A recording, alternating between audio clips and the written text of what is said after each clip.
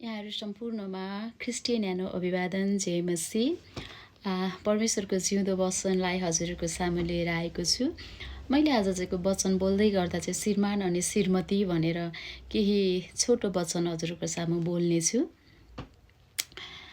अनि कहिल्यै पनि नछुट्ने सम्बन्ध है, अनि श्रीमान अनि श्रीमतीको हो। बाइबलले भन्दछ जबसम्म मृत्युले अलग गराउँदैन तबसम्म चाहिँ कसैले पनि यो सम्बन्धलाई चाहिँ नछुटाओस् भनेर बाइबलले भन्छ। तपाईँ हामी सम्पूर्णलाई थाहा छ कि परमेश्वरले चाहिँ विवाहलाई तोडिएको, विवाह छुट्टिएको मन पराउनु हुँदैन र हामीले पनि त्यो कुराहरूलाई चाहिँ कहिले पनि सपोर्ट गर्न हुँदैन, किनकि परमेश्वरले चाहिँ नगर भनेको काम तपाईँ र म गर्ने कोही पनि होइन है हामी चाहिँ। अनि त्यस कारण चाहिँ कहिल्यै पनि नछुटाऊ भनिएको छ। अनि म आज त्यही कुरालाई केही बेर हजुरसँग बोल्दैछु। अनि कहिले पनि नछुटिने सम्बन्धलाई जोगाउनलाई चाहिँ प्रेमको आवश्यकता पर्दछ। यदि प्रेम छैन भने है, प्रेम छैन भने चाहिँ हाम्रो सम्बन्धहरू टुक्रिनेछ, हाम्रो सम्बन्धहरू भत्किनेछ, हाम्रो सम्बन्धहरू तहस नहस हुनेछ। जहाँ प्रेम छैन त्यहाँ चाहिँ कुनै पनि सम्बन्ध होस्, कुनै पनि कुराहरू रहँदैन।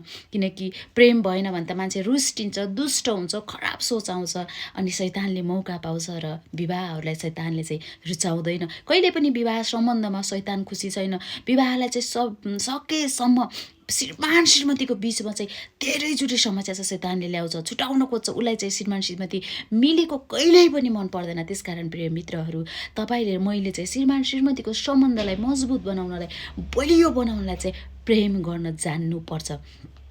धेरैजना व्यक्तिहरूबाट मैले सुनेको छु, यानि कि कतिजना मेरो आफ्नै साथीहरूबाट, मेरो आफ्नै इष्टमित्रहरूबाट, मेरो आफ्नै मान्छेहरू भन्नेहरूबाट पनि मैले त्यस्तो कुरा सुनेको छु। अनि धेरैजना व्यक्तिहरूले चाहिँ एउटै भनाइ छ, म धेरै नै प्रेम गर्छु तर म देखाउन जान्दिनँ। त्यो चाहिँ गलत हो।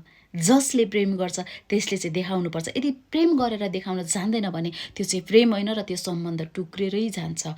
चाहे त्यो साथीसँगको होस्, चाहे श्रीमान श्रीमतीको होस्, चाहे आमा बाउसँगको होस्, होइन, चाहे त्यो दिदी बहिनीतिरको होस्, चाहे हरेक रिलेसनसिप, होइन, साथीहरूको रिलेसनहरू, आफन्तीहरूको रिलेसनहरू चाहिँ टुक्रिन सक्छ प्रेम नदेखाउन जानेको कारणले। अनि कतिचोटि श्रीमान श्रीमती बिचमा पनि यति ठुलो ठुलो झगडा हुन्छ, के हुन्छ, होइन। अनि पछि जब मिल्ने बेला हुन्छ, खै म तिमी बिना त बाँच्नै सक्दैन, होइन, म त तिमी भएन भने श्रीमानले भन्छ, श्रीमतीले भन्छ तिमी भएन भने त म बाँच्न एक पल पनि बाँच्न सक्दैन भन्छ। तर माया चाहिँ गर्नै जान्दैन, देखाउनै जान्दैन। त्यो चाहिँ के चाहिँ भ्यालु भयो त? कुनै पनि अर्थ छैन त्यसको। अर्थहीन प्रेम हो त्यो चाहिँ, अर्थ